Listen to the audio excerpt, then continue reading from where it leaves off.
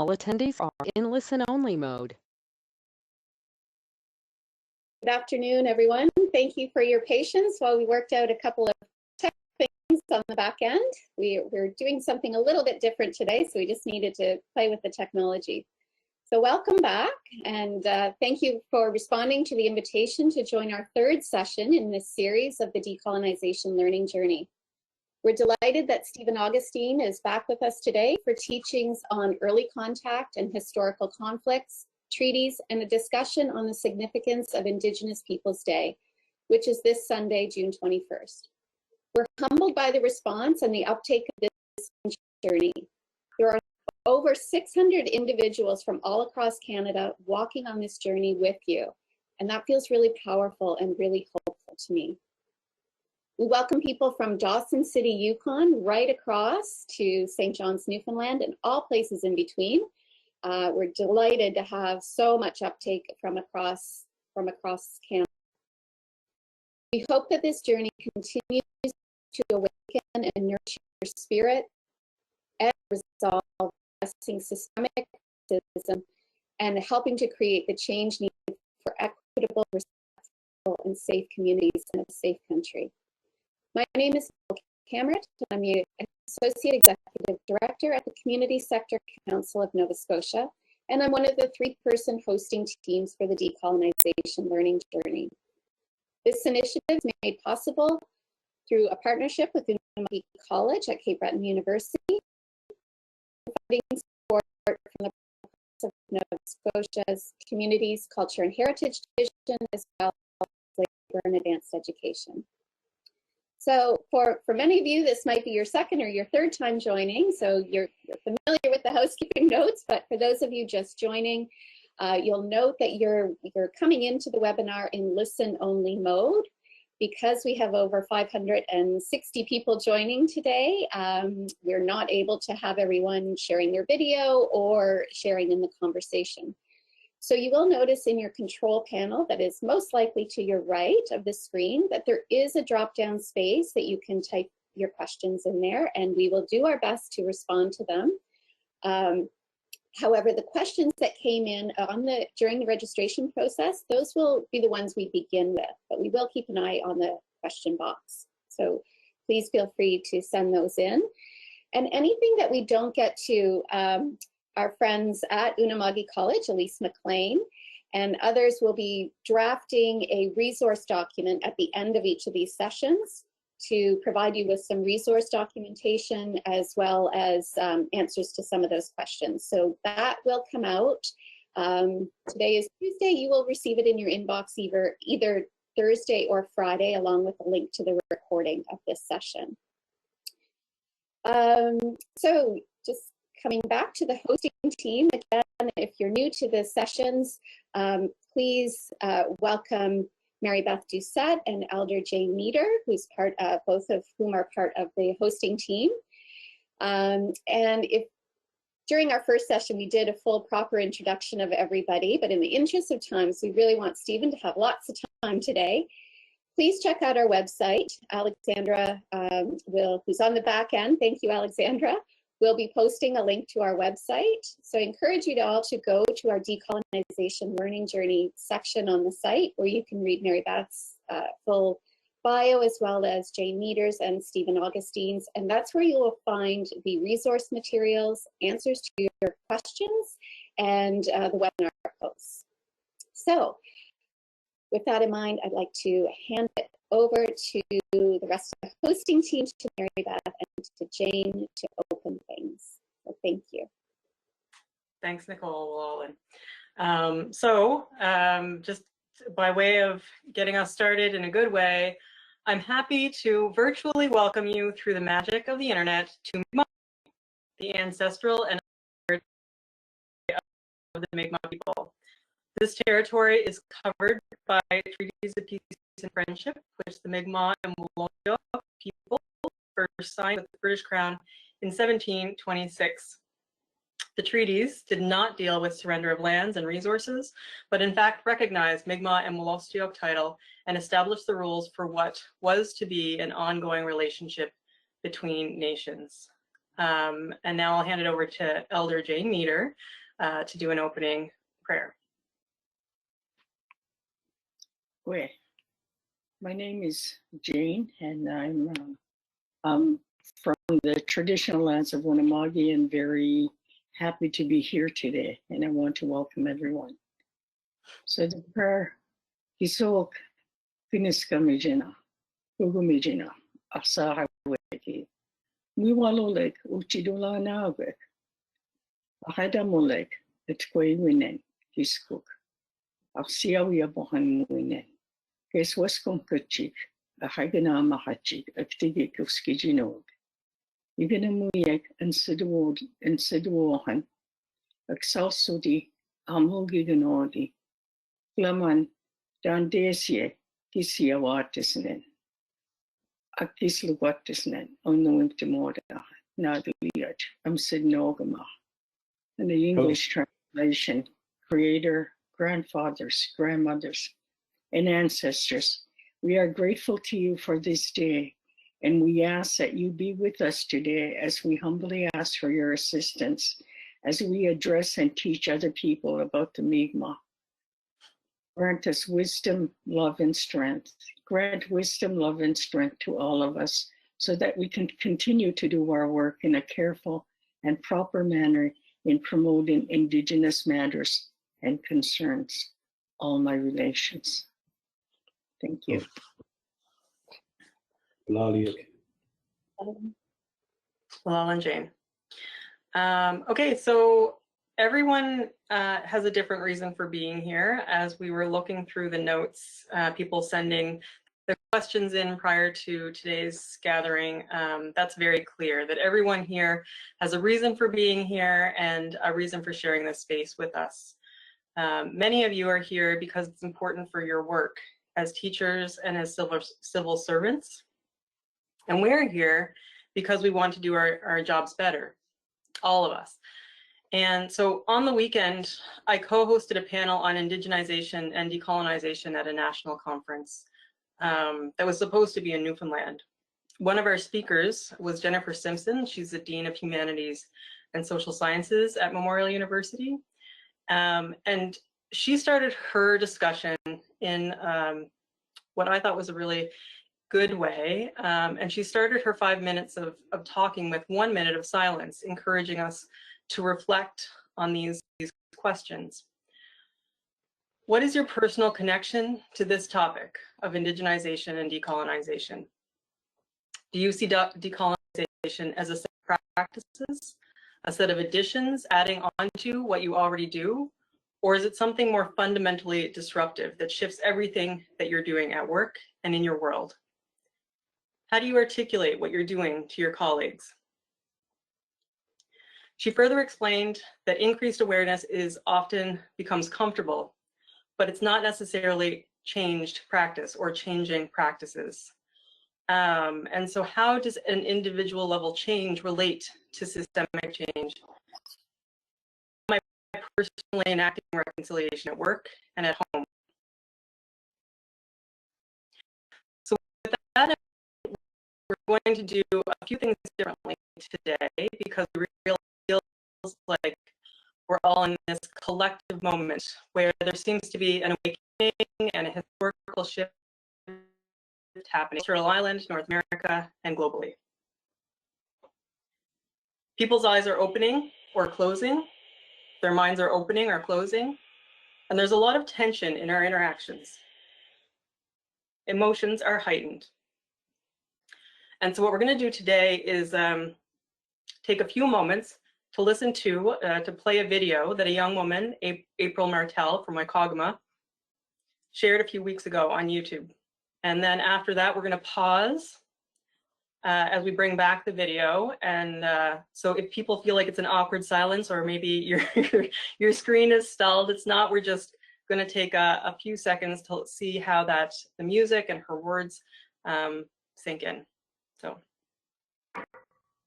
Nicole. Thank you. Alexandra will just call up the video here, so just bear with us for a moment. So as she's pulling that up, I would really like to invite people, if you have a pen in hand, to put it down. If you have a mouse in your hand, put it down.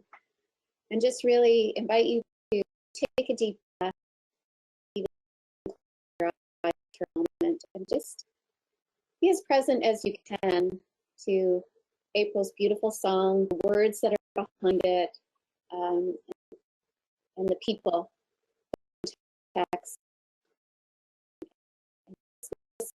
As please you can without distraction.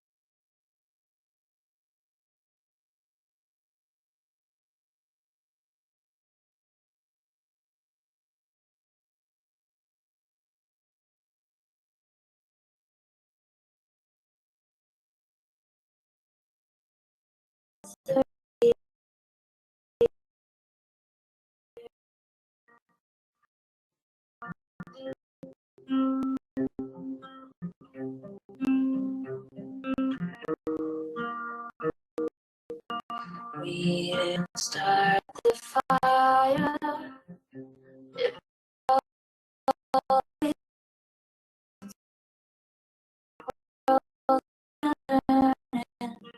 We didn't start the fire. No, we didn't light it, but we tried to fight it. Cassidy, Jean Bernard, and our brother Carla, Aisha Hudson, Jacob Simpson, Morris Cardinal, Tina Fonte, no appeal, no foul play, no big deal. Cheryl Moore, Starlight Tours, I can't take it anymore.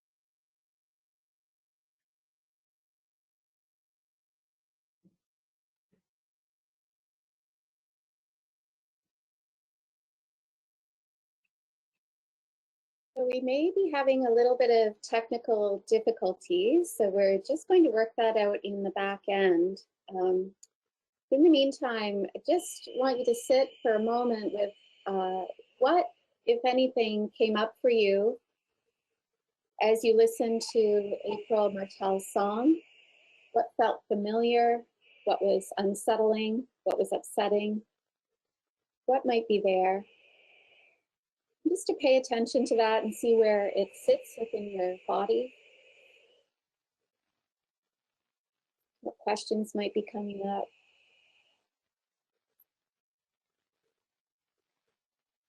And then I'd like to call on Jane to share some thoughts about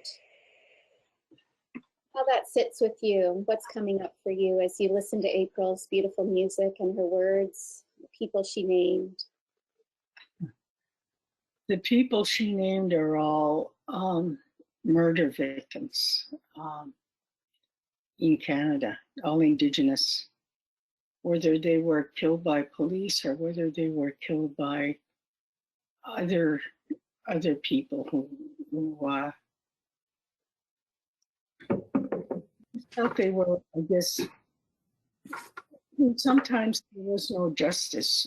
You know, some of them got away with murder. And, you know, I just want you to think about, you know, the Black Lives Matter movement and the Indigenous lives. And since April in Canada, since April, there have been 6 deaths of Indigenous people. There's 6 being killed by the police, and 2 of them within the last 2 weeks in New Brunswick. And I hope this movement really doesn't stop and we start awakening our spirits and our hearts and to see the injustices in this world and to really do something about them. Thank you.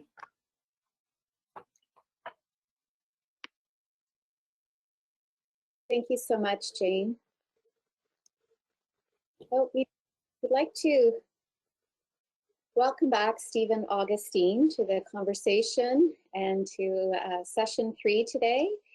I'd like to share a little bit about Stephen and then hand over the remainder of the session, the majority of the session, to Stephen.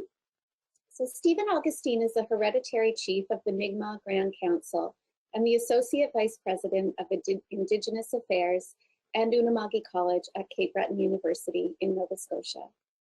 In his role as hereditary chief of the Mi'kmaq Grand Council and by elders training since an early age, he has a thorough command of traditional practices, his language and the history of his people. He also has a thorough command of the history of Canada, having worked as the curator of ethnology for Eastern Maritimes in the Ethnology Services Division of the Canadian Museum of Civilization in Gatineau, Ottawa, in Ontario.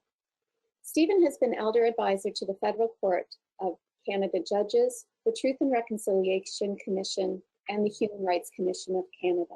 Welcome back, Stephen. Well, thank you. Thank you so much. I also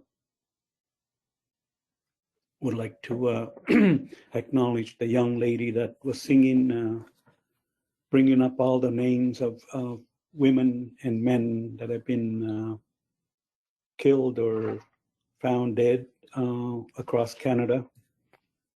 And it's a good tribute, especially in the time that we're experiencing COVID. We are losing a lot of elderly people across Canada, mostly in Ontario and Quebec, due to the coronavirus, plus the 2 murdered people in New Brunswick, unfortunately, by RCMP officers. One of them, and I think it was a town police on the other one. It's truly unfortunate. A lot of visible minorities are serving as RCMP. there are Mi'kmaq people, lots of Mi'kmaq people that are members of the Royal Canadian Mounted Police. I have lots of friends who are Black, who are veterans of the RCMP, and some of them are still in the force.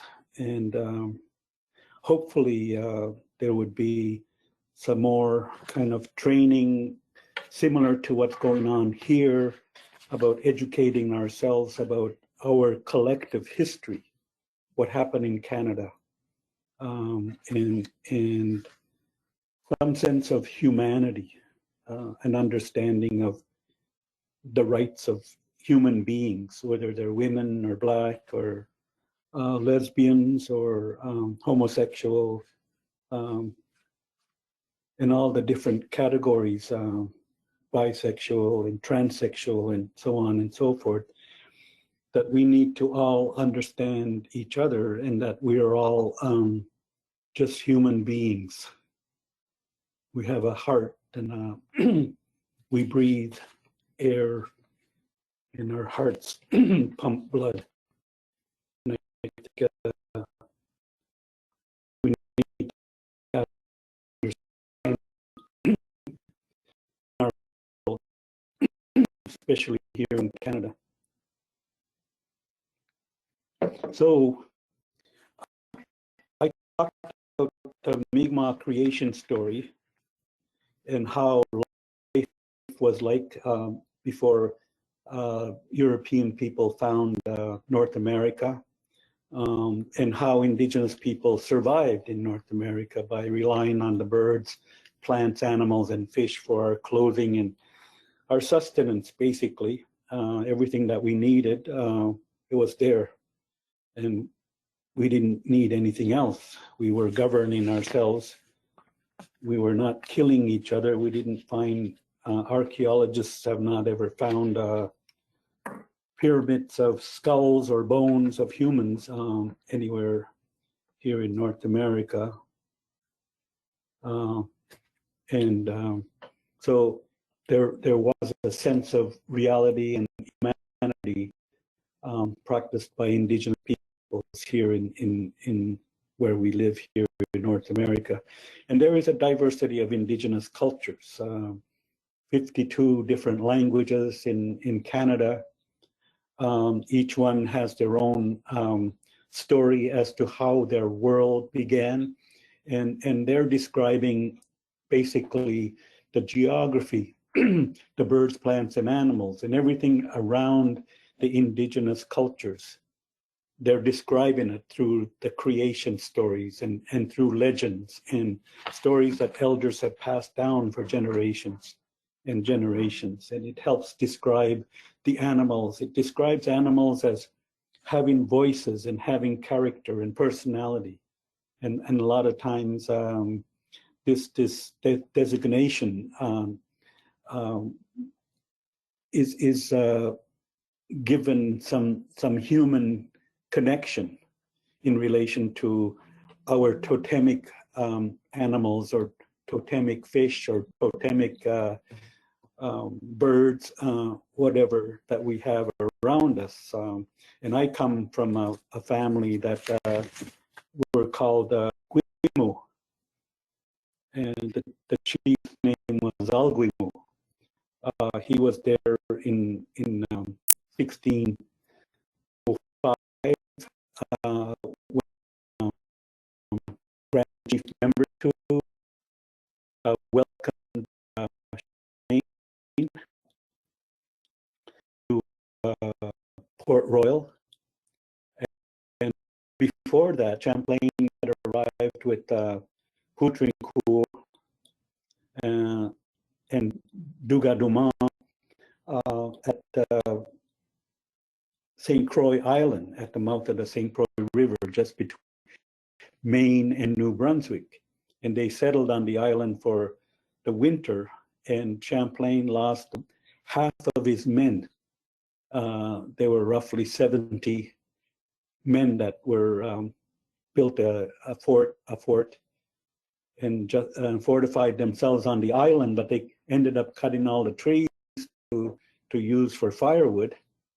And some of walls for their fortification, and they ended up exposing themselves too much to the winds and the snow and the ice, and half of them starved to death and died of scurvy. And finally, the following year, 1604, Champlain and the rest decided to move across the Bay of Fundy and into a harbor near Bear River. And so there they established themselves at they called Port Royal. Member to the Grand Chief of the Mi'kmaq people welcomed them and said, "Come here. There's a nice harbor here. You'll be protected from wind and everything else." And he said, "You can stay here all you want." The rationale behind all of that welcoming was that the Mi'kmaq people, as you heard in the creation story, they understood themselves as they were Mother Earth. Their creation happened with a bolt of lightning, the grandfather, son, and the giver of life, and Mother Earth, and all of that caused the creation of Glooskap. And his grandmother came from a rock, his nephew from the ocean and sweetgrass, and his mother from a plant and a tree. So our understanding is that we were part of Mother Earth. We belonged to her, and she didn't belong to us. Like, we didn't profess to own the land. We pretty well occupied whatever areas that we could, and we negotiated our survival with our ceremonies. And so the drumming, the singing, the dancing, everything is the sweat lodge ceremony, the burning of the sweetgrass, the burning of tobacco, the lighting of the pipe, the sweat lodge ceremonies, and all of that was our way to say, thank you, Mother Earth, for providing for us. And here we're giving back ourselves back to you. And so when Champlain arrived, Member said, "You're welcome to be here," because he saw Champlain and all the other French people that arrived as children of Mother Earth. So they're entitled to survive from the land. So he didn't ask them, "Where's your passport? How much money are you bringing? How long are you staying? Or is there a place where you're going to live? And give me the address," and all that stuff that they do ask today for if you're visiting a country or for the first time. And so Champlain was welcomed. They established themselves 1605 at Port Royal. They removed their fortress from St. Croix and took all the lumber and reestablished themselves at Port Royal. And there they established their capital. They had a charter from King Henry IV of France, Henri IV.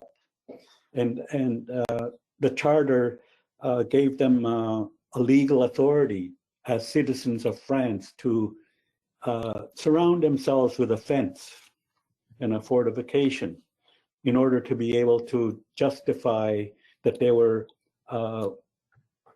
abiding by the laws of the King of France. So Port Royal happened to be the area where, and Member Two and his family were camped.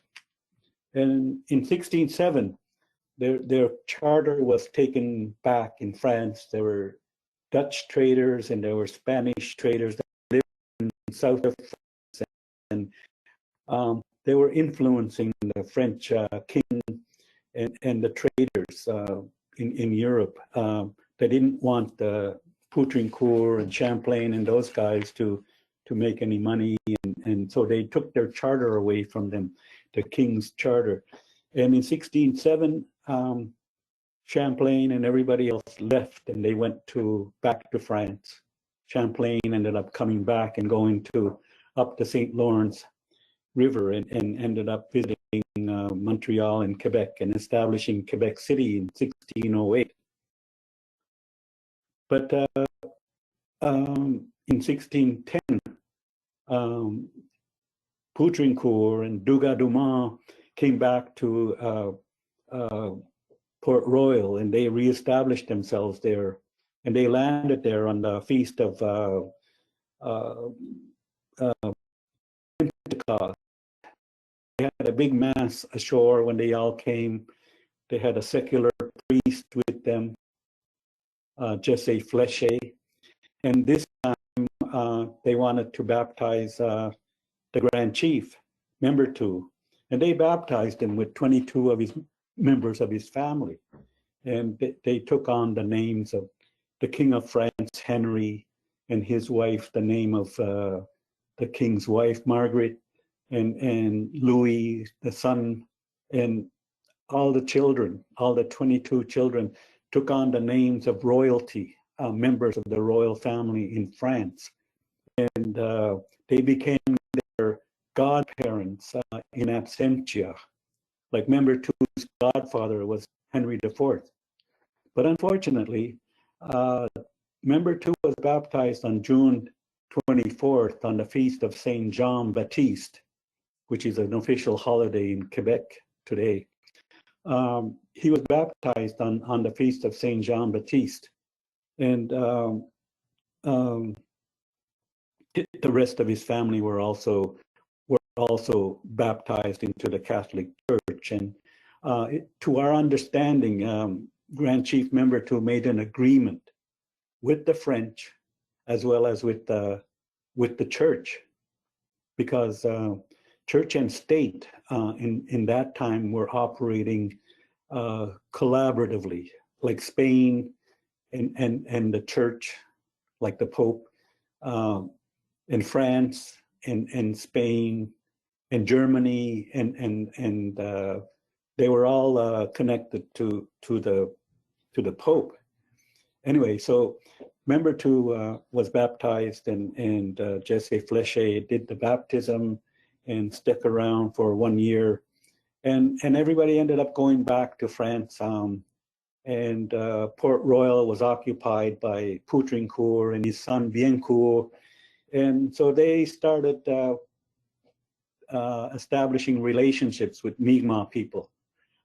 Some of the early French sailors and the ones that arrived with Champlain, they started intermarrying with the young girls of the Mi'kmaq. The Mi'kmaq chiefs, they offered their children to the men. They were young girls, I mean, meaning about 14, 15 years of age.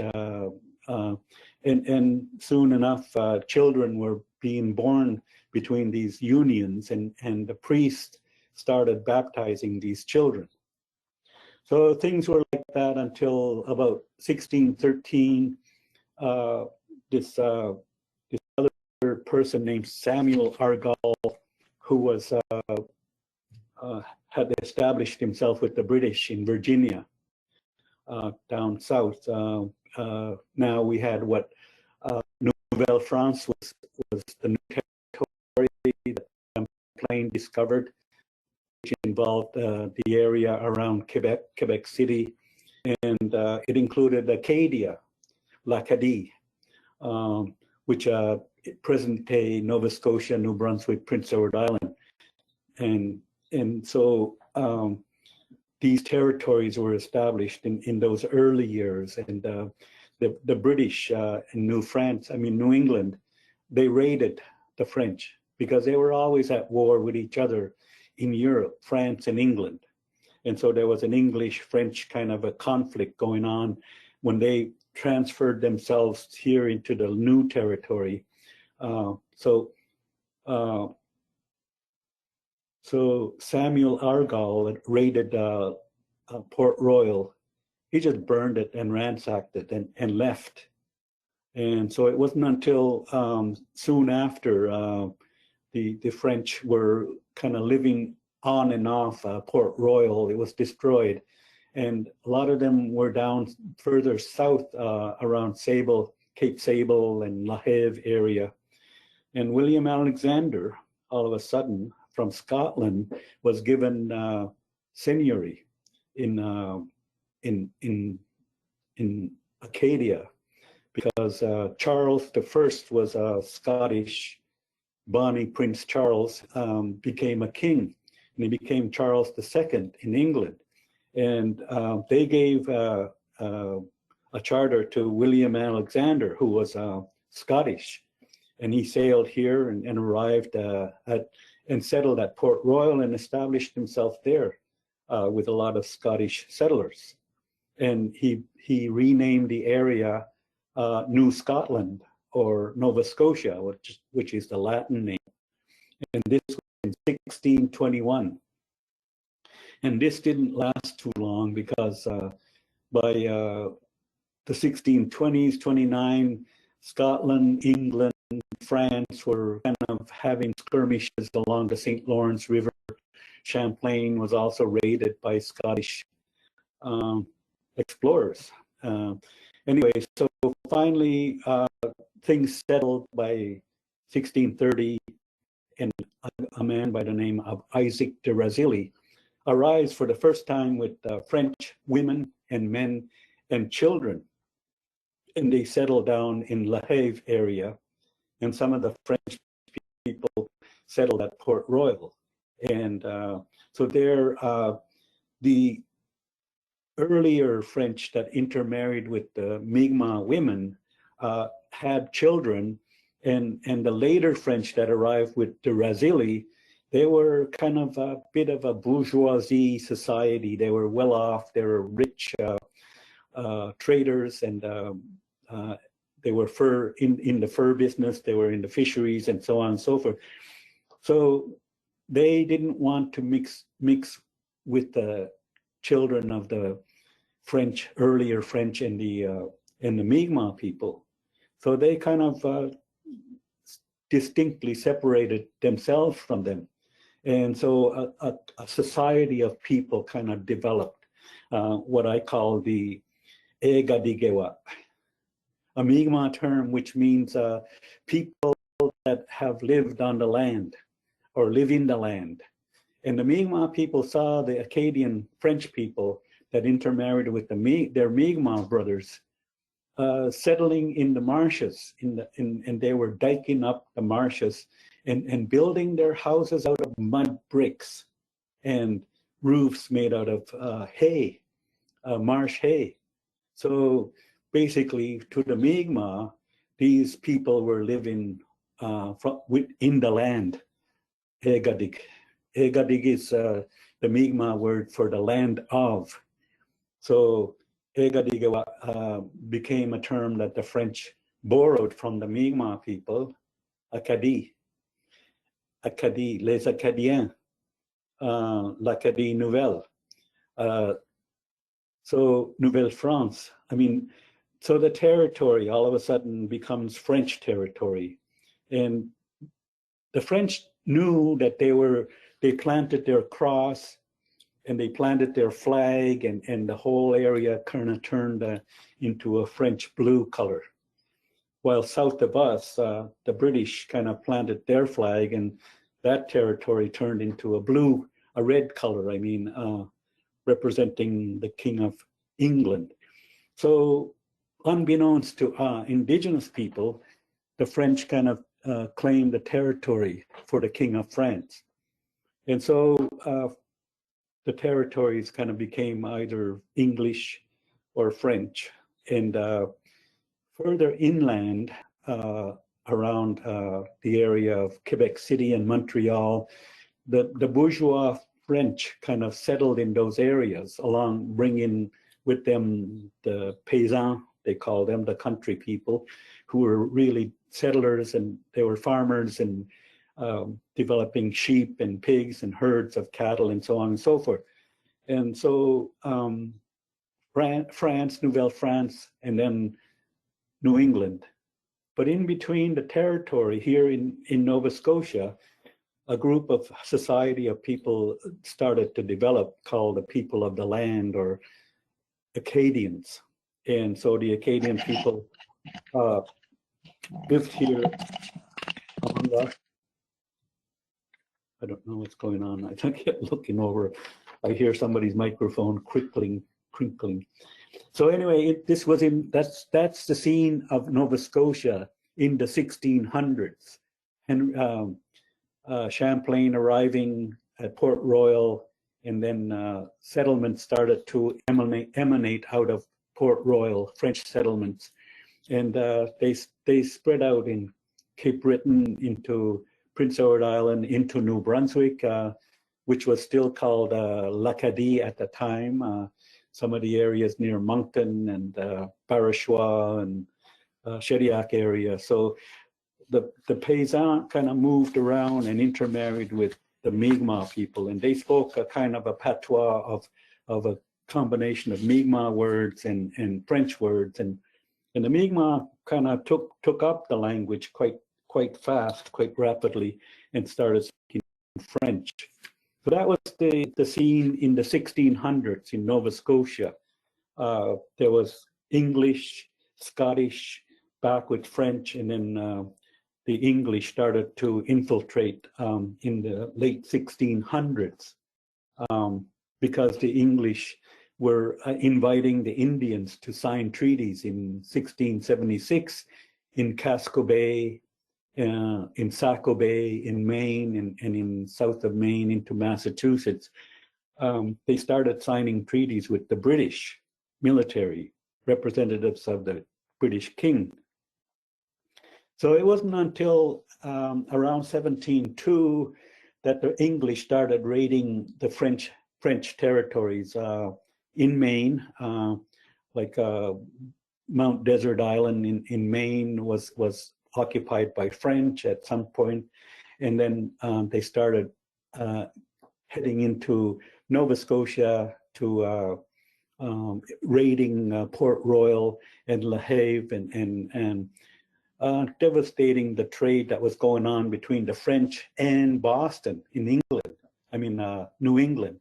The French and the English were trading with each other, while the military, the royalty, were declaring war in Europe between France and England, and so these conflicts kind of spread into North America between the English and the French, and so by 1710, the English had raided Port Royal and defeated the French that were there, and 2-3 years later, they entered into a treaty between France and England in Holland, a place called Utrecht. And in 1713, a Treaty of Utrecht was entered into, ending the wars of the Spanish Succession, it was called, in Europe. So French give up their territory. Cape Breton still belonged to France. It was called Ile Royale. And Prince Edward Island was also belonged to the French, and it was called Ile Saint-Jean. Part of New Brunswick was part of Nouvelle-France, and Acadia now all of a sudden belonged to England, and it was given the name Nova Scotia, based on the Scottish who named it initially, William Alexander, in the early 1600s. So treaties of peace and friendship start to be entered into in the 1676 was the earliest one, 1692, 1696, 1702, 1712. Treaty of Utrecht was in 1713. There was another one signed in 1718, another one in 1722, but a major treaty inviting all the eastern tribes of New England and Nova Scotia to Boston, and was in 1725. The Mi'kmaq went there, but they didn't sign the treaty. The Maliseet were there, they didn't sign the treaty. The Penobscot, Passamaquoddy, and the other tribes closer to Boston signed the treaty. And they waited until the year after they brought the treaty up to Annapolis Royal. When they defeated the French at Port Royal in 1610. They renamed the place to Annapolis Royal, naming it after Queen Anne, who was the Queen of England at the time. So they changed the name to Annapolis Royal. And so since then, it's been called Annapolis and Annapolis Royal since the 1710. So the Peace and Friendship Treaty was brought up to Annapolis Royal in 1726, and the Mi'kmaq people signed that treaty of peace and friendship. So when the Mi'kmaq people signed it, the treaty said, please don't make war on us, British people or English people or the English king, King George at the time, King George II. And so they entered into this treaty relationship with the British. In the meantime, the Acadian people wanted to stay neutral. They didn't want to sign any kind of treaty. They didn't want to sign any kind of pledge to the King of England because they didn't want to take up arms against their own compatriots or their brothers and sisters or cousins, fellow French people from France originally. So they didn't want to take up arms against their own people. And they didn't want to be at war with the Mi'kmaq people as well. But the treaties asked the Mi'kmaq people not to engage in trade relationships with the French. And that the Mi'kmaq would if they caught any French people engaging in any kind of trade, that they would bring them in and hand them over to the British. I mean, and there was a whole series of scalping proclamations that were issued. I mean, the French paid for English scalps, the British paid for French scalps, and the British also paid for Indian scalps. And so there was a lot of scalping done. I mean, the wars between the English and the French and the indigenous peoples didn't amount to a hell of a lot of people being killed. They were just skirmishes that happened. And so like 50 people, 100 people would be killed here and there. This coronavirus right now is far worse than what was going on back then. I mean, but it was still terrible. I mean, to be able to kill somebody and take their scalp and then get rewarded for turning it into the British or the French. And so the Indians, the English and the French were engaged in these kind of internecine battles from about 1725 until about finally around 1755, I think, was the height of all the conflict. In 1755, Governor Armstrong, I believe it was, that issued a proclamation or a letter to expel the French people from Nova Scotia. And so the expulsion of the Acadians came into play in from about 1752, 1753, 55 was the height of it all, and into about 1760. Roughly between 12 to 18,000. I mean, depending on which historian you would believe. I mean, but ranging from 12,000 at the lowest range and the highest range, about 18,000 Acadian French people were expelled from Nova Scotia within that time frame. So a settlement occurred between the French and the English after the British won a war against the French.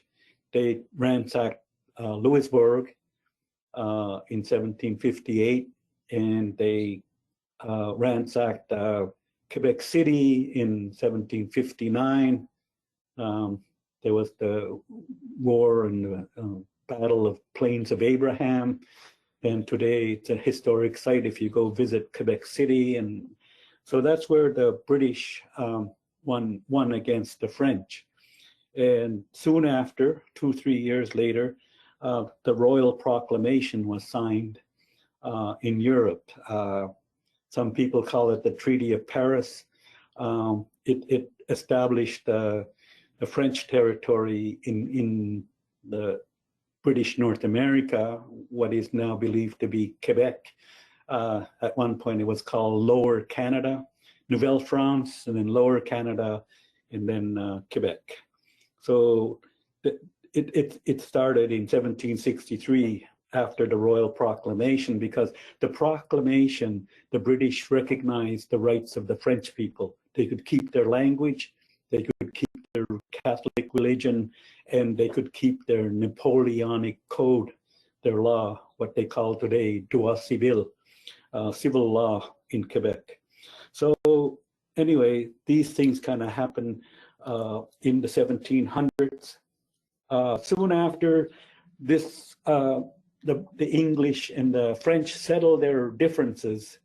The British all of a sudden decided in the United States there were 13 colonies that were very loyal to the British, but there were separate ideas of a republic.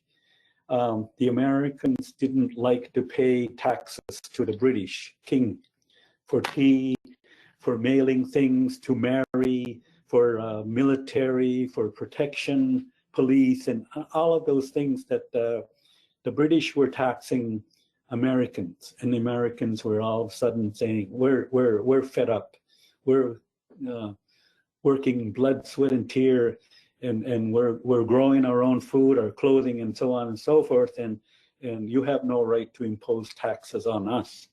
So there was a revolution. 1766, the American Revolution happened, and it went on for close to 15, 16 years, and it was finally settled in 1782 with the expulsion, this time loyalists, United Empire loyalists.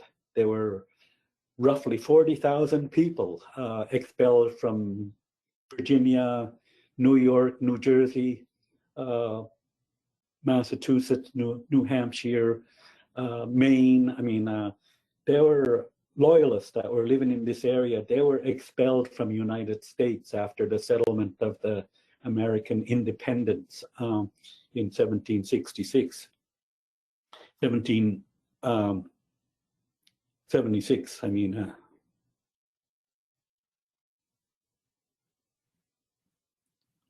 Just a minute, I'm trying to remember my dates. But yeah, it all ended in 1782. And so United Empire loyalists arrived here in what they call the colonies of British North America, which included Upper Canada, Lower Canada, the maritime provinces of Nova Scotia. When the loyalists landed in Halifax, I mean, there were boatloads of them, and the governor in Halifax finally started sending them to New Brunswick, which was still St. John, or they called it Partown, after the name of Governor Parr, John Parr. And then they changed the name to St. John, New Brunswick, and the St. John River. St. John River was already named by the French a long time ago. And so the loyalists settled themselves in New Brunswick, and a separate province was created in 1782, 83. They established their capital in St. John, New Brunswick, and eventually a year later, they moved up to St. Anne's Point, which was a French community at that point, and they established themselves there and established the capital of New Brunswick, Fredericton, named after Frederick, who was grandfather of the King of England at the time, who was also a German. Anyway, so they established the Fredericton, the capital of New Brunswick, after 1786, 85, 86. So New Brunswick is created out of the influx of loyalists. And so Prince Edward Island was created, Lower Canada, Quebec, and Ontario was established in 1791 as the name Ontario, Upper Canada. and the colonial government started granting lands to the loyalists that were part of the military group that were fighting against the Republicans in the United States. So they were awarded with large land grants, depending on the rank that you were in the British military. You would receive 1,500 acres of land, 2,000 acres, 3,000, 5,000. And if you were just a simple soldier, you would get 200 acres or 100 acres and 50 acres for your son and so on and so forth. So all the land in the Maritimes and in Quebec and Ontario was being granted out to the loyalists. So land grants were given, and then Indian reserves were established as a result of those treaties in the 1700s.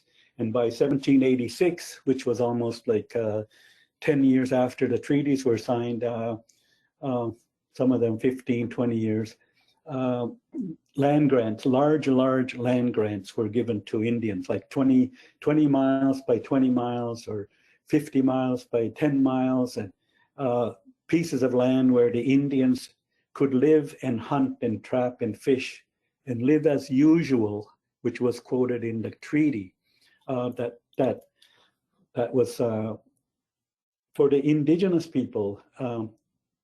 The right to hunt and fish and trap, I mean, was something to them that was indigenous to their culture. It was an Aboriginal right to them. I mean, the Indians never figured out it was a right to them. It was just the ability to survive, to hunt and fish and trap, to be able to provide yourself with the food and medicine and clothing, all the things that I mentioned in the creation story, how the Indians survived. So to them, the government was just recognizing that they could continue to live as usual, and that these rights, we didn't get them from the British. We didn't get rights from anybody. These were rights that were indigenous to us. And so today, these rights are enclosed within the treaties, and with the Canadian Constitution, the repatriation of the Constitution of Canada from England in 1982, it recognized Indigenous and Aboriginal rights and the status of Indigenous people and Inuit people and Métis people under this Canadian Constitution. So the treaty rights all of a sudden become a constitutional right for us. And so there were court cases I will talk about a little bit later, but an example is I come from Elsipogtog or Rishabakto Reserve in New Brunswick, and it was called Big Cove at some point in time, and today it's called Elsipogtog. And in February 29, 1982, we were given land of 51,200 acres. It was 10 miles long and 8 miles saddling the Rishabakto River on both sides of the river. By 1822, our land was reduced by 3,500 acres. It was taken over by loyalists that came and settled, and they didn't really follow the laws and the rules of land grants that the British were giving. I mean, they were settling on territories that land belonged to the French, land belonged to other British settlers. And so there was a whole mix-up of land grants from about 1790 to 1802. And so they shut down from 1790 to 1802 the issuance of land grants. And finally, once they figured it all out, they hired surveyors and people to go out and get rid of squatters on the land. But they didn't have the military or the police force. They were just men surveyors, deputy surveyors, just told their relatives, get off the land, that's Indian land.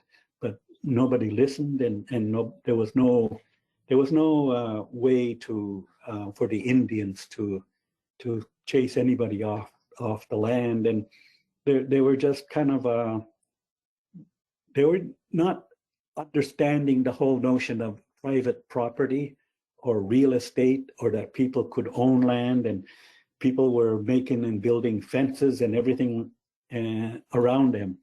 And so the Indians started to starve to death. They were literally had no food, and so on and so forth. So all that to say that the treaties of peace and friendship were only that. They were treaties of peace and friendship. The Mi'kmaq people didn't surrender their land. They didn't surrender their land to the French. They didn't surrender their land to the British with the treaties when they entered into them. They were just treaties to stay friends with the British and not make war against the British. So the treaties of peace and friendship were just that itself.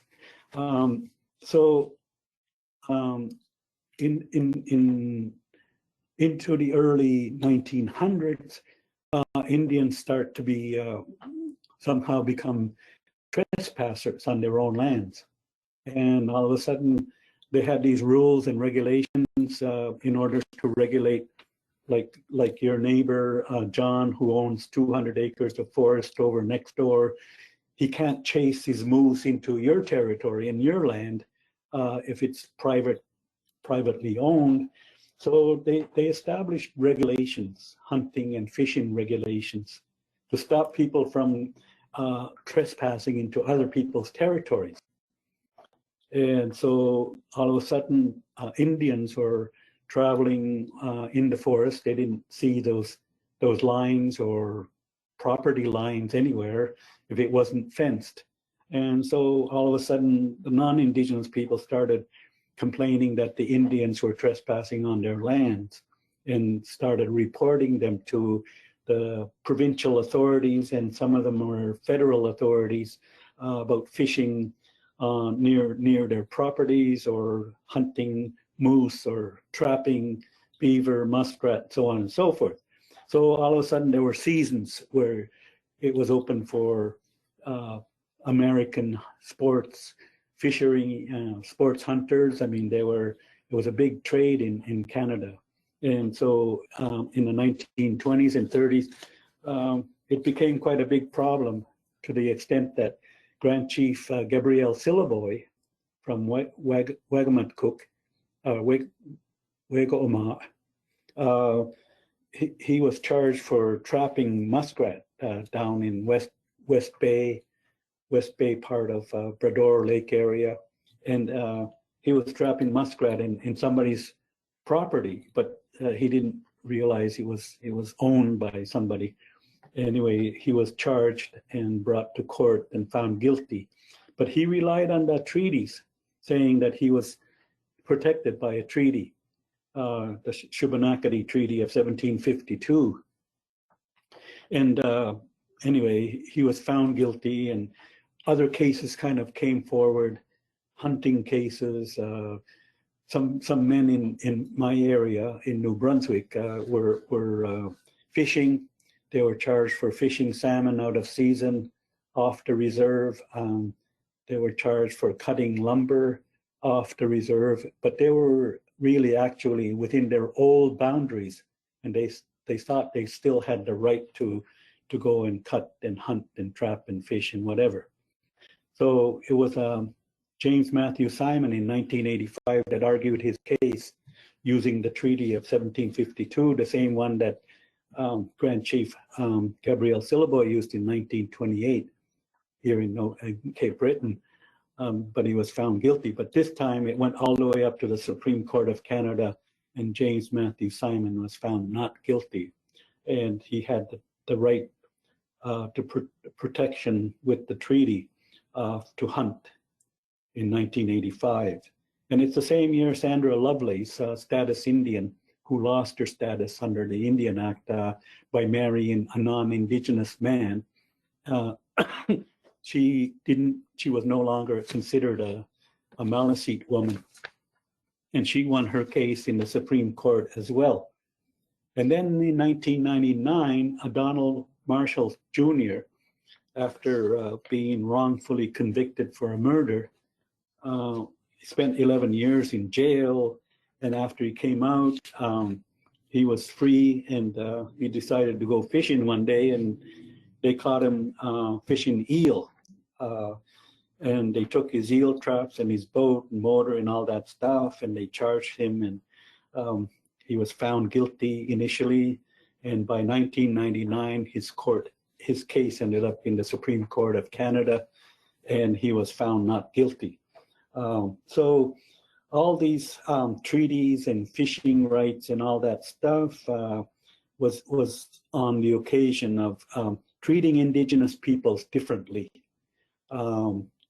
Like myself, when I was born in 1949, I was an Indian under the Indian Act. I was not even a citizen of Canada.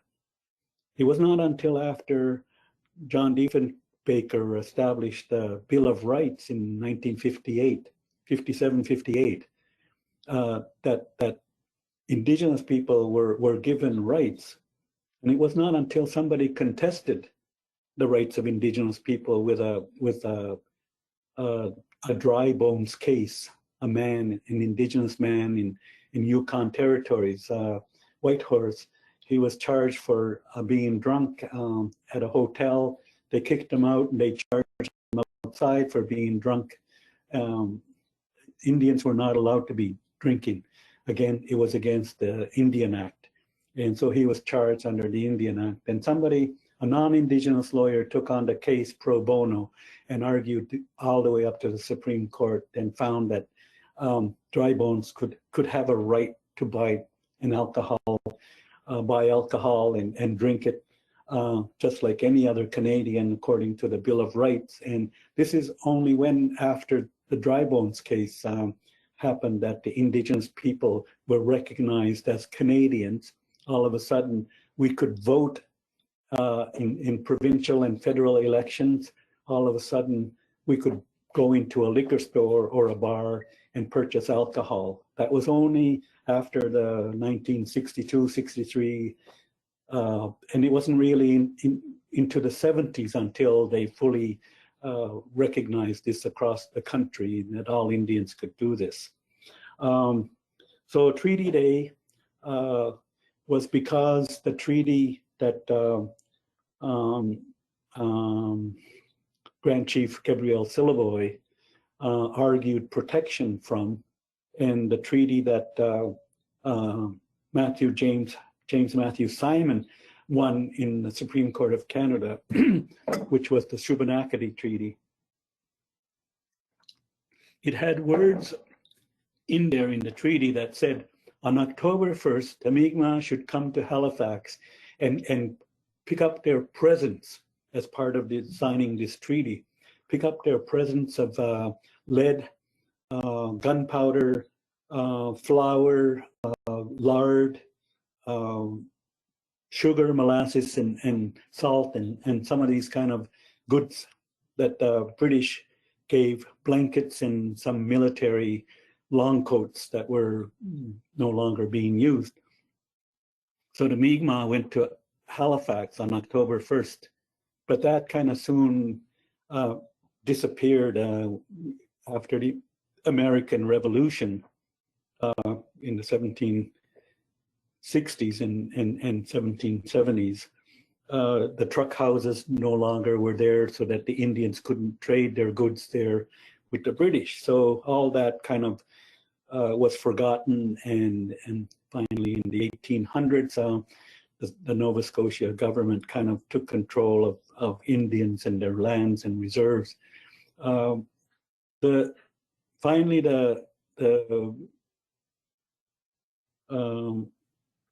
I have to close off because I was told I only had less than 5 minutes left.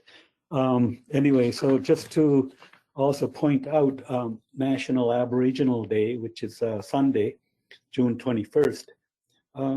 It was established because of the Royal Commission on Aboriginal Peoples was having inquiries across Canada from 1990, 91, around there, until 1996. On November 21st, they launched their final report of the Royal Commission on Aboriginal Peoples. but 3-4 months before, in June, the because of a private member's bill put forward by Elijah Harper, who was a member of parliament for Rupert's Land. He was a liberal. He put the private member's bill forward, and supported by Ron Irwin, which was the Minister of Indian Affairs. They established June 21st as National Aboriginal Day. And so it was proclaimed by the Governor General at the time, Romeo LeBlanc,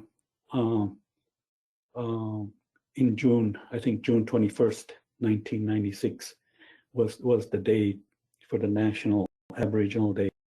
I hope that kind of Indigenous people also, well, some of the things are going to be covered by Cheryl Knockwood next week, dealing with taxation and residential schools and Indian day schools and so on and so forth. But I was mostly focusing on the relationships with the French and the English, and the Indians being kind of tied up between all of that stuff. And to the extent that Mi'kmaq people, there were only 1,500 people, Mi'kmaq people, left in Nova Scotia by about 1845, 1850, according to the statistics at the time. There were 1,500 people. Today, there's more than 40,000 Mi'kmaq people registered and unregistered in Eastern Canada. Anyway, that is the end of my presentation. Thank you very much. Walalio.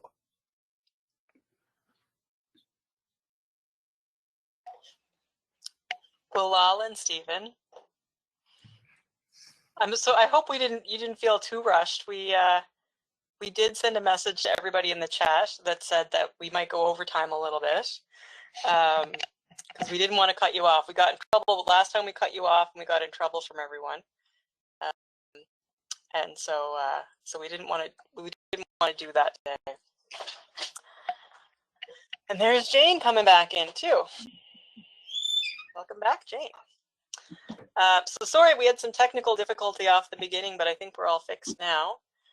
And so, yeah, I guess now it's time for some questions. And like I said, we are going to go over a little bit into about 2:45. So if people have to leave because you have other things to go to, that's fine. The recordings will be up and shared, so you can come back to them later. So again, Walala and Stephen, and just my initial reflections about listening to you tell about the history and reflecting on some of the questions that people have been asking. Our treaties, the Treaties of Peace and Friendship, they recognize that we'd be sharing the space, but there was never really a sense of giving up or giving away ownership. And I think the stories or the ways that you were explaining it today highlighted that. But the question might also be clarified a little bit if somebody would consider, if somebody could explain the difference between our peace and friendship treaties and the numbered treaties, and what's the significance of the territorial acknowledgement. So that question comes up a lot too. Why do we do the territorial acknowledgement? What does it mean to open sessions with that? Well, the acknowledgement came as treaty negotiation discussions with the federal government and the provincial government, especially with maritime provinces and the Department of Indian Affairs, to the point where the Minister of Indian Affairs at the time acknowledged that the treaties in the Eastern Canada were not treaties of surrender. And the assumption was that the numbered treaties in Central Canada, the treaties from 1 to 11, and some of them were Robinson treaties, and there were other treaties that were also entered in Ontario. So these, according to the government of Canada at the time, they were post-Confederation treaties, and the intent was to expand the territory of Canada. And the treaties were to move the Indians, at the time I use in quotes, Indians, to move them out of the way of development.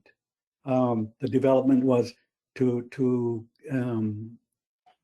expand agricultural territory, expand the railway, the transportation system across Canada after Confederation, and to connect British Columbia with the rest of Canada. So the treaties going westward were intended to be called surrender treaties. The numbered treaties were called surrender treaties. But today, there is contentious issues among the Indigenous people that were there, and they had grandfathers and great-grandfathers who related that they understood that the treaties was, the idea was to share the land with the newcomers. And they were opening the land to share it with them, but not to be excluded from it and to be sent away and placed on reserves. So the Treaty of Peace and Friendship in Eastern Canada was more the Mi'kmaq people. The British were asking the Mi'kmaq people, can you stop going to war with us, against us? We don't like the way you're killing our people, and so on and so forth. Be friendly to us, and to the French as well, because we're beginning to establish peaceful relationship with them. So the French also didn't tell the Mi'kmaq people when Poutrincourt and Champlain landed in Port Royal, when they had the charter from France, there was no indication. There was a lawyer that arrived here, Lescarbot, Marc Lescarbot was from Paris, and he was writing back to the king saying, well, the Indian people here, they don't understand the whole idea of real estate or property or ownership of land. So they don't know. So we're claiming the land. We won't tell them that we're going to take this land on behalf of of France and the king. So when the British came and defeated the French, the understanding was the French held the territory in the right of the king of France. And now the King of England defeated the King of France through the war. And so now it was their territory. So that idea was never brought into play until the court started to argue for defense of treaty rights and these treaties, to fish and to hunt and to trap and so on and so forth. So the discussions and arguments that were presented to the courts were that the Indigenous people never surrendered their land, they never surrendered their sovereignty, and they never surrendered the right to hunt and fish and trap and so on and so forth. But today, the elected chiefs are willing to sit down and negotiate the right to hunt and fish and trap with the government and with the settlers to come up with some kind of a workable solution. So the federal government of Canada and the Minister of Indian Affairs stated that the lands in Eastern Canada are not surrendered. So that's why the land acknowledgements are being stated across Canada now. Even the Indians in Western Canada are saying, we never surrendered those lands. So you will hear land acknowledgements being uttered everywhere you go across Canada to say, well, this is not surrendered territory, it's unceded territory. And so the government of Canada has to sit down with the Indigenous leaders, whoever they are, to negotiate the settlement of the land issue. It hasn't been settled yet. It doesn't mean that we're going to take back all the land that was taken from us. We're going to probably end up looking at territory that is unoccupied and most likely crown lands that are owned by provinces and the federal government. Okay. Yeah. I just want to recommend a book, especially when we're talking about the number treaties. There's a book that was written a few years ago, and it's a really good book. It's called Clearing the Plains, and it's the politics of starvation, disease, and the loss of Aboriginal life. And it's written by a man named James Daschuk, D-A-S-C-U-K, and they talk about the number of treaties and how many of them were signed with the threat of starvation at gunpoint. So it's really an interesting book, and to see how those treaties unfolded, and many of them were written under threat and distress. So if you get a chance, it's called Clearing the Plains. And it's James Daschuk, D-A-S-C-H-U-K. Yeah, great. Yeah, so so the treaty acknowledgements at the beginning of sessions and whatnot are basically gentle reminders, quick reminders that, you know, you got to learn your history. we got to be back at the same beginning point to relearn, unlearn some of the things that we learned about Canadian history that might have neglected to share perspective of Indigenous peoples in order to create a Canadian version of history. And so learning means reading. Sorry, go ahead, Jane. Stephen was talking, and he was talking about the kings giving out the grants of land. I remember an elder from Alberta telling me one time, he said, "Where did they get the authority to give out our land? We never surrendered it to them. We never gave it to them." He said, those land grants, he said, they're almost akin to somebody going to your home, relegating you to your basement, which is the reserves. And he said, when you think about it, at what point in time does it become their home? He said, if you think about it in those terms, then he said, I think it's a lot more food for thought. Yeah, and I think that's an important point too, is a lot of this is food for thought, because the questions that have been coming in from different people is, well, what do I do now? So I can't change history. I am here, I'm a white person, I've got my job, I've got my house, I struggle to survive as it is. So what can I do about reconciliation? Do you want me to give away all of my belongings? So what are your thoughts on some of those questions? I don't. Well, go ahead. Go ahead. I think you have to take history more objectively. This is the learning that I had to go through early in my life, in the early 70s, when I started university. I was very taken aback and very emotionally moved by I was discovering, and was the blankness of history about Mi'kmaq people. I took a history class, I took an anthropology class, and I was learning about how the Indians were chasing settlers in the United States on chuck wagons and killing people and so on. And so there was a sort of like a negative perspective of Indigenous people and nothing local. I didn't know much about myself. And so I was kind of emotionally disturbed by the whole process of my early university education.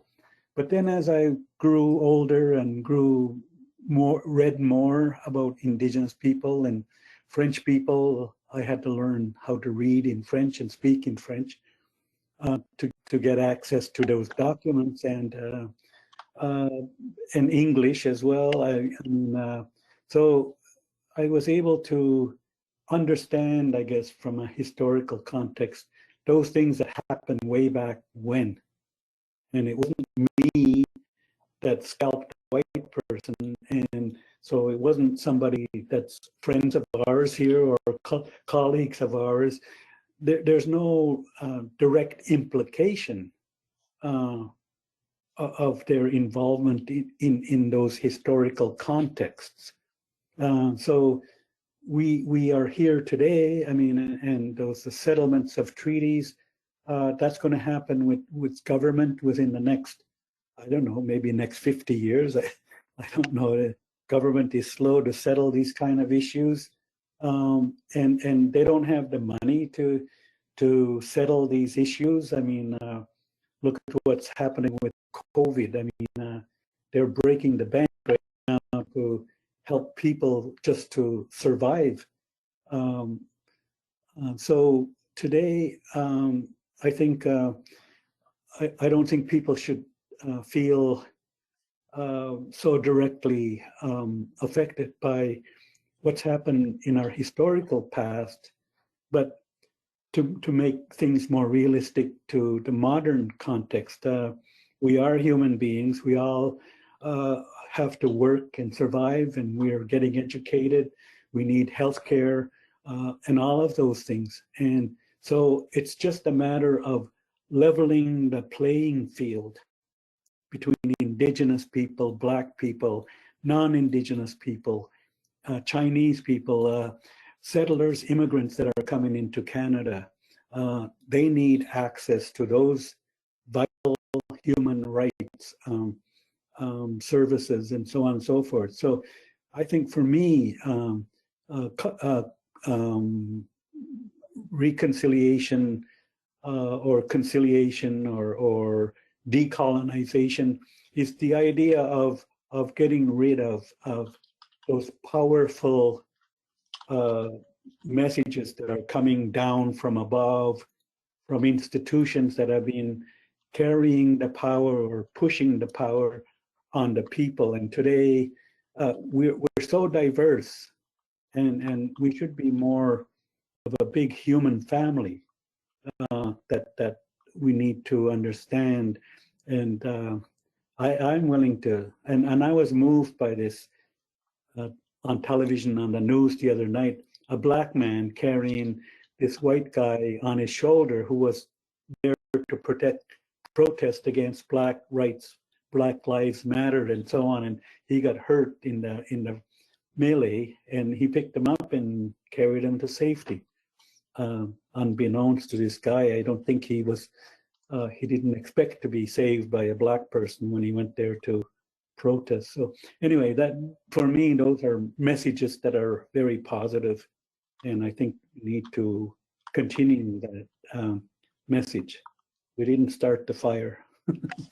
And I agree wholeheartedly with Stephen. I don't think it's about taking people's land and taking their belongings and the stuff they have worked for.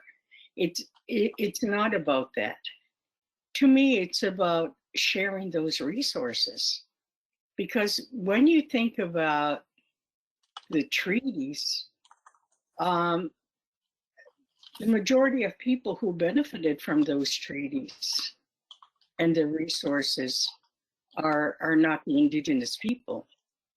It's about having, like Stephen said, let the Indigenous people, let Black people, let immigrants, let everybody in on the fishing. Let them have their share too. You know, they don't have to get wealthy on it, but at least allow them to earn a living. Allow them to have some pride in providing for their families too. And I think that's what it's more about. It's about finding that equity in the socio-economic systems that we have and in the political systems we have. And it's about allowing each other to live with dignity and with respect on this land. You know, it's not about who has most. It's about, can everybody have something? Okay, I've said my piece.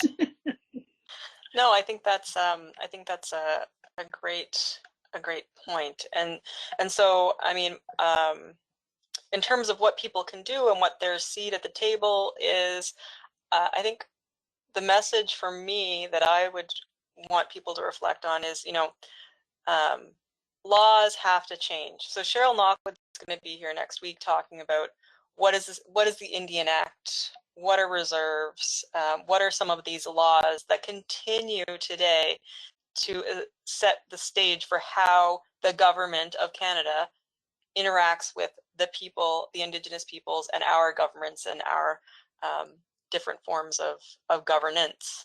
And so what I keep coming back to, though, is that the laws that are enforced in the courts now, even when there's court decisions that come down, the laws that are in place right now that establish the rights of Canada in this territory were designed to disenfranchise a group of people who had everything they needed, and take away everything that they had to erase a certain group of people from this territory and erase their rights. Those laws are still in place, and so Cheryl's going to talk about them next week. But the important thing, politicians aren't going to change, and they're not going to work with us unless the public support is there, encouraging them to do that, because politicians care about the masses and what the masses are saying.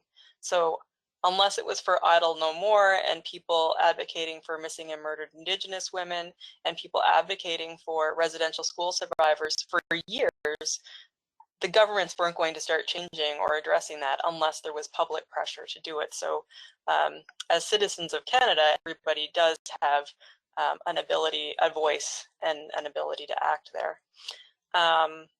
Anyhow, shifting gears in the last 5-10 minutes that we have, Jane, we were talking about this before, the question that somebody had sent about why don't First Nations go back? And I don't know if it's what's preventing First Nations people from reverting back to names, dresses, religion, culture, or why aren't they doing that? Did you want to talk about that? You brought it up at the beginning of the discussion.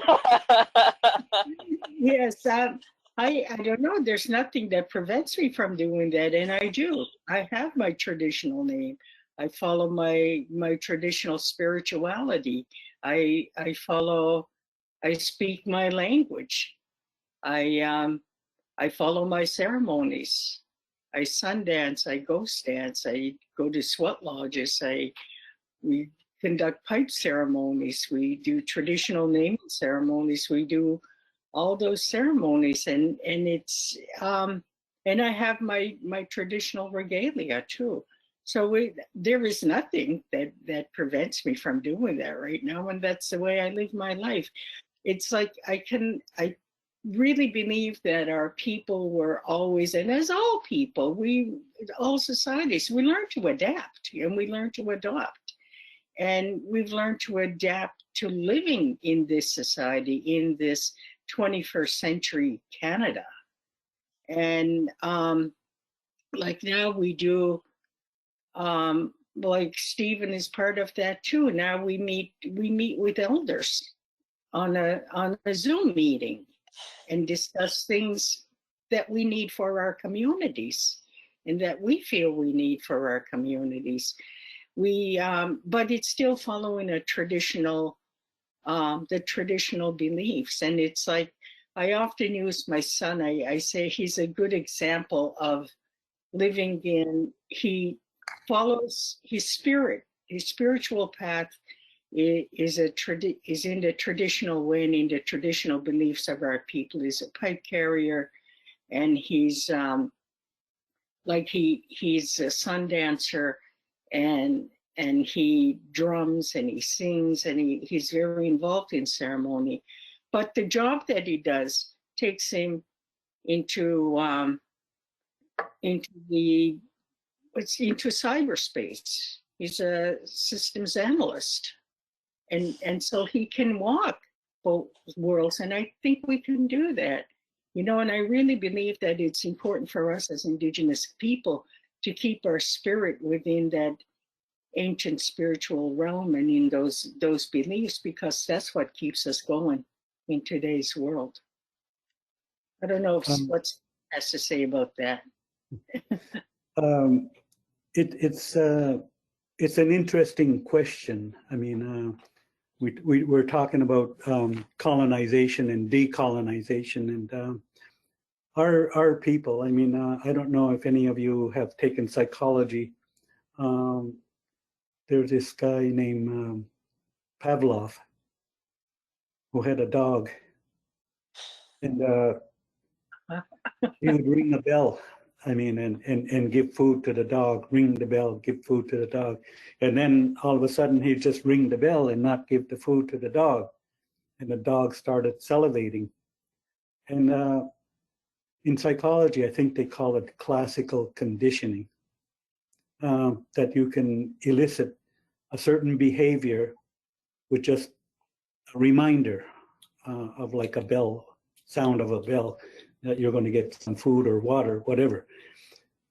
So the Indigenous people, we've been living here all along, and then all of a sudden, a society of people come and take over our territory, our land, our lives, residential schools, Indian day schools, the church coming in, and somehow taking over our lives to become Canadians, become white society, to somehow disappear as Indians.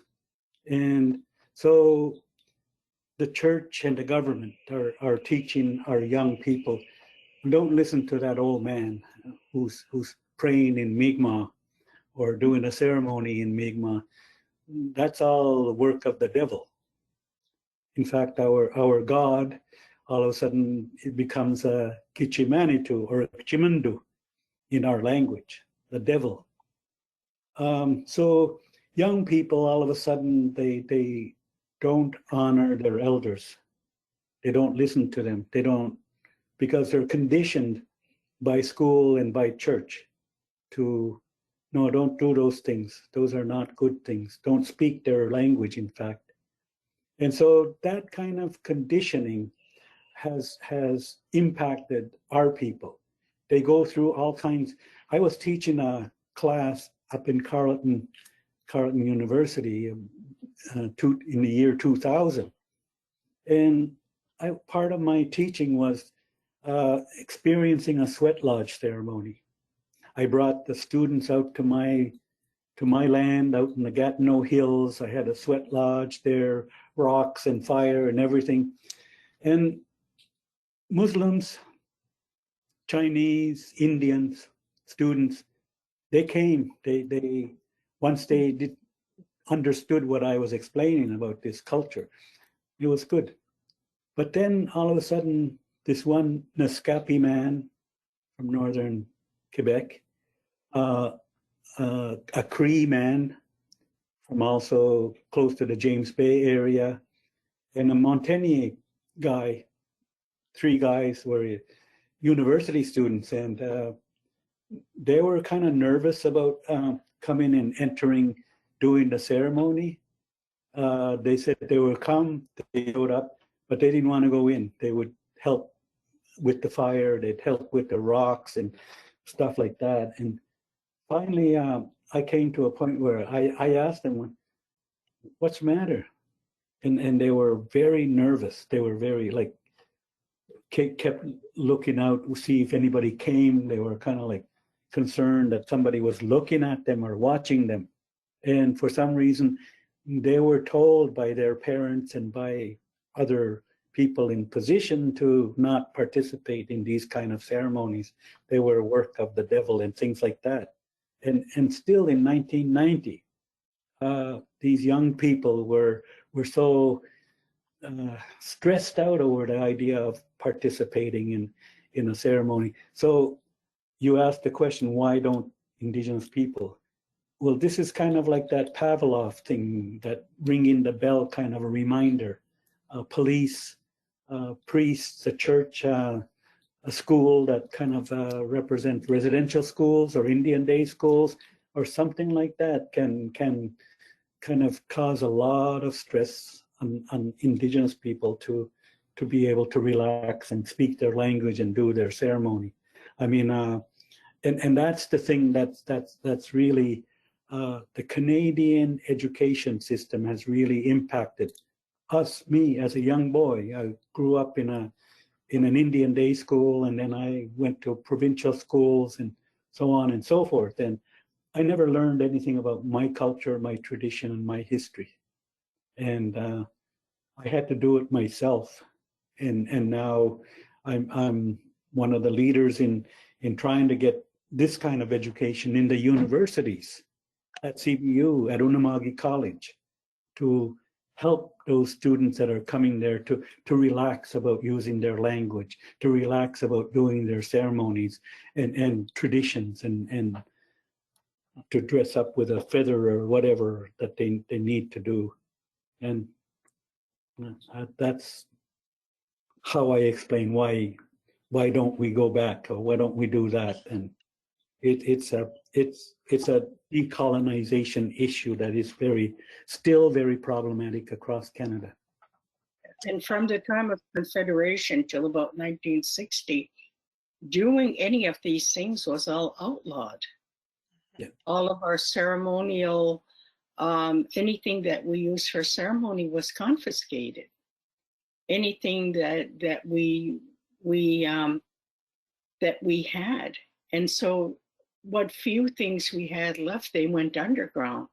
And sometimes the parents or the grandparents didn't want to teach their children and their grandchildren, because at that time they could be fined or imprisoned for having a pipe, for doing something like a sweetgrass ceremony or smudging.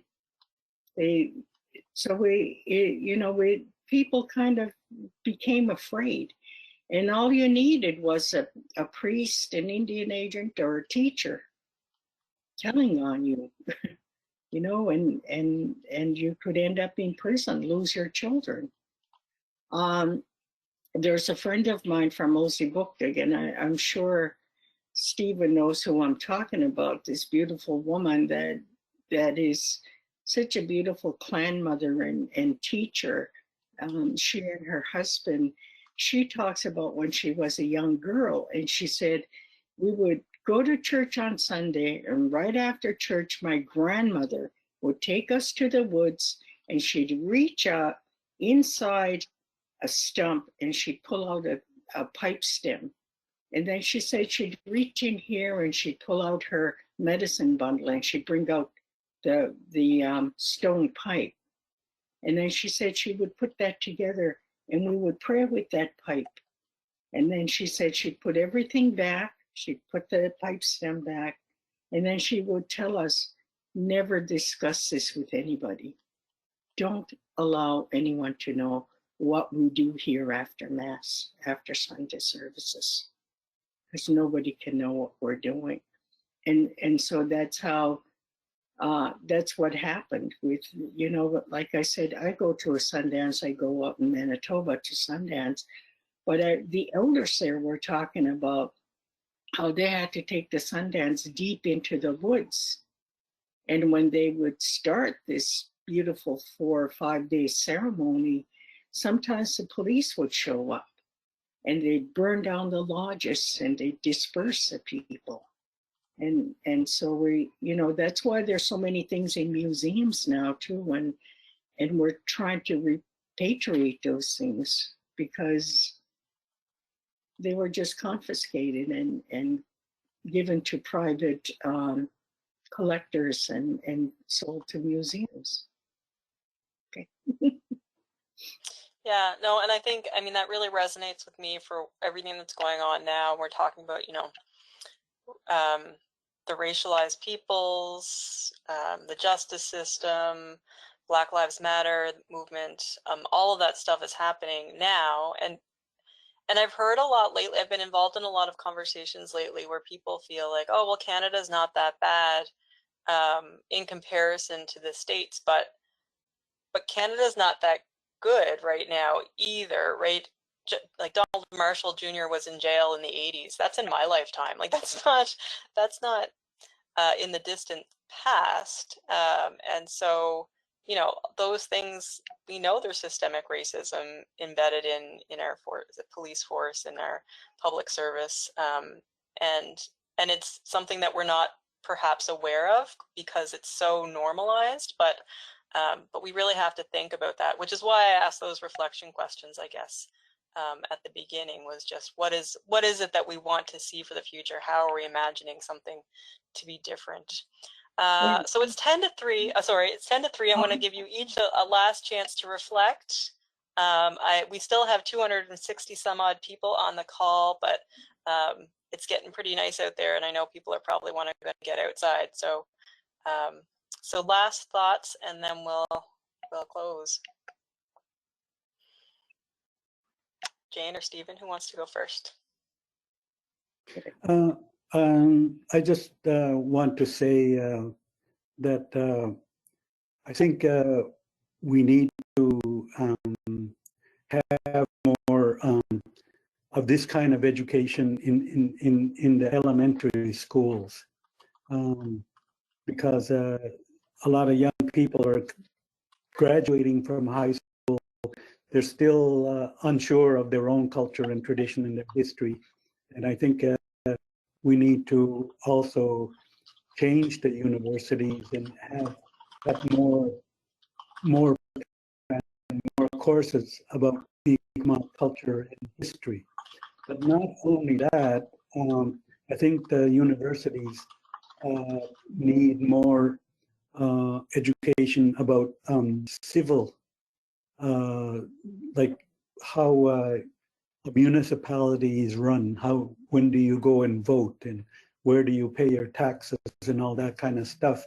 But it's an equivalent aspect to that as well is one about Mi'kmaq or Indigenous First Nations communities, chief and council. How do they run their housing program, their education program, and so on and so forth? Nobody knows anything about that, and some people are just even so afraid to go on an Indigenous reserve.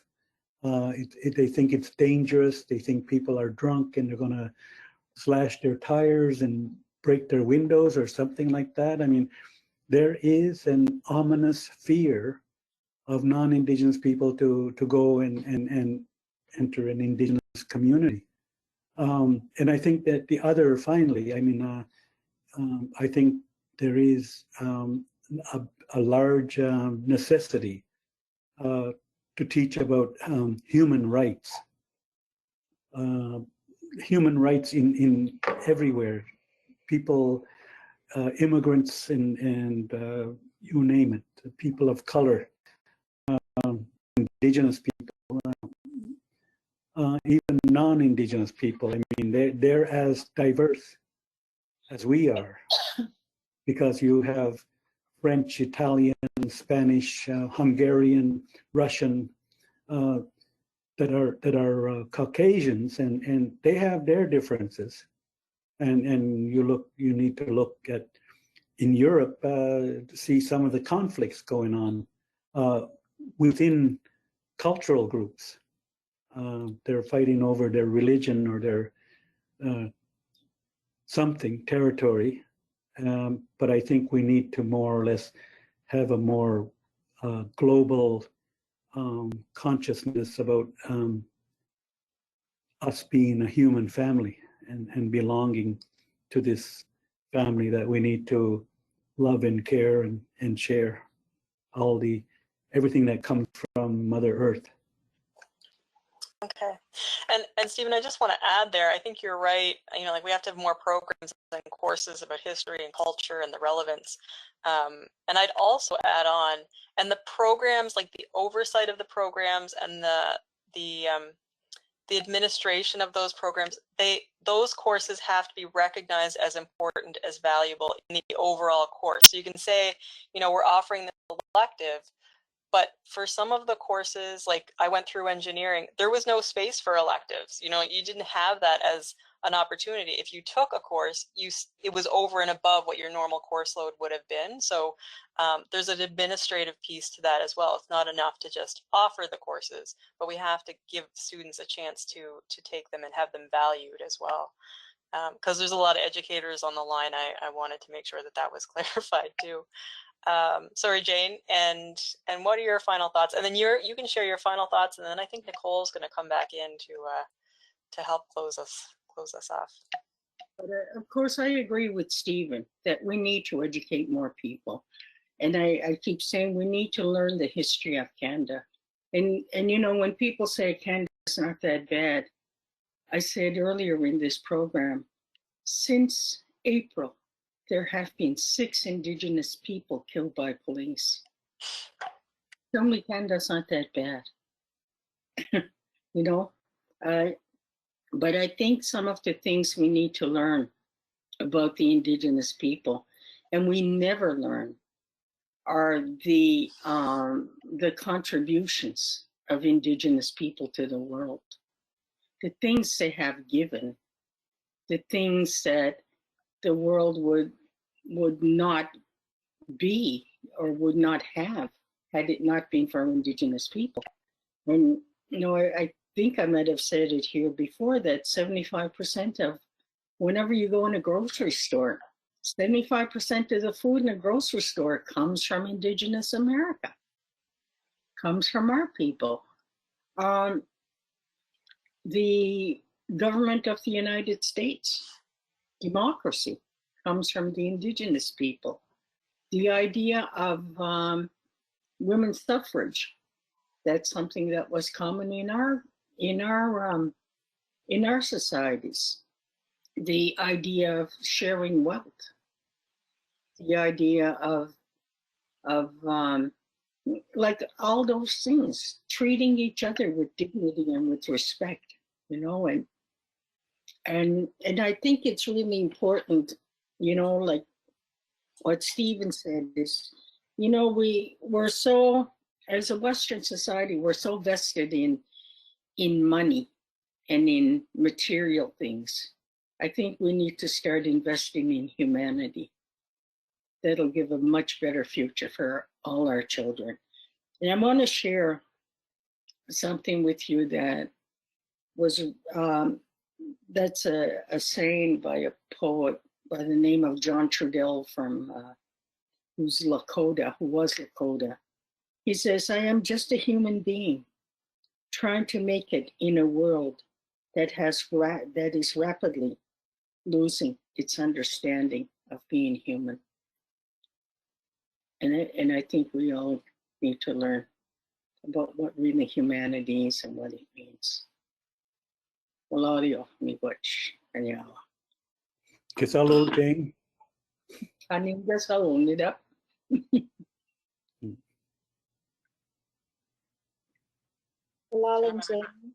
Yeah, well, and everyone, thank you. So, Nicole, what are your closing thoughts and words here? Yeah, well, as always, I have this profound sense of gratitude to all 3 of you for bringing your passion and your hearts and your wisdom and your knowledge and your generosity. I'm so moved continually by your knowledge and your willingness to share. And I think it's safe for me to say on behalf of all the people on the line from right across Canada that we're just incredibly grateful. And Jane, your closing thoughts around an invitation to continue to circle back and invest in our humanity.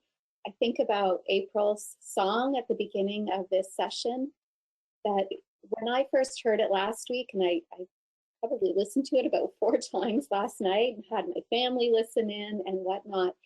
And in addition to the words that I heard her sing and write and share and the sentiments and the people's lives who were lost, what I also heard was a longing in her heart and just a profound sadness and despair.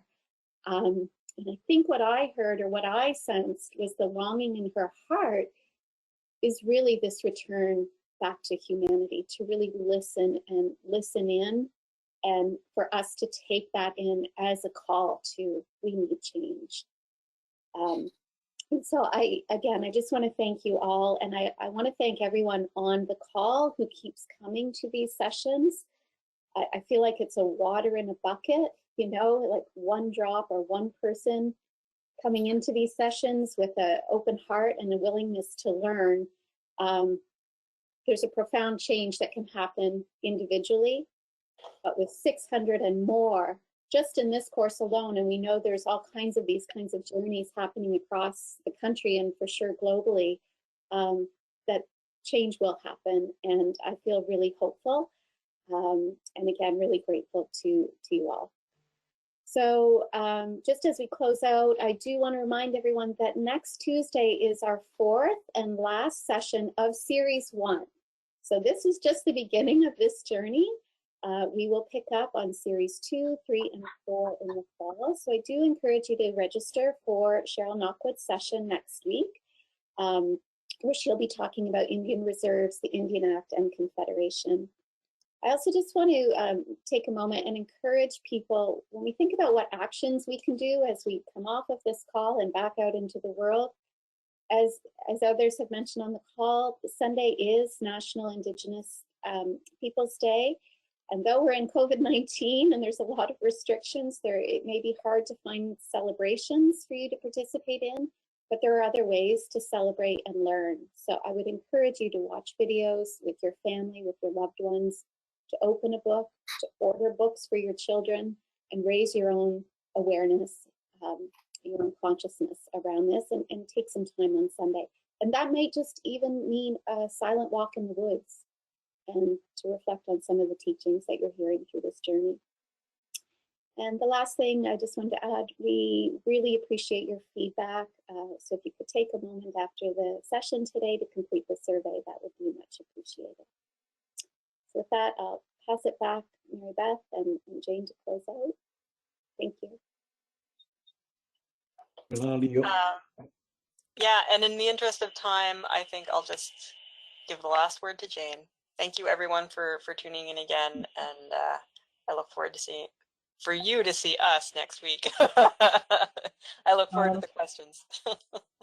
First of all, I want to thank each and every one of you for being here, for Stephen for sharing his knowledge and his wisdom.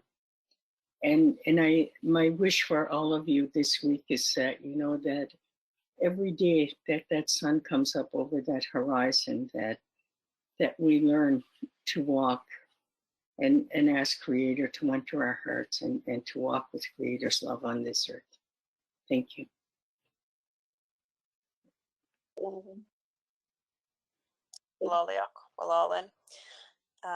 right, see you next week. Okay, bye. Bye. Me too.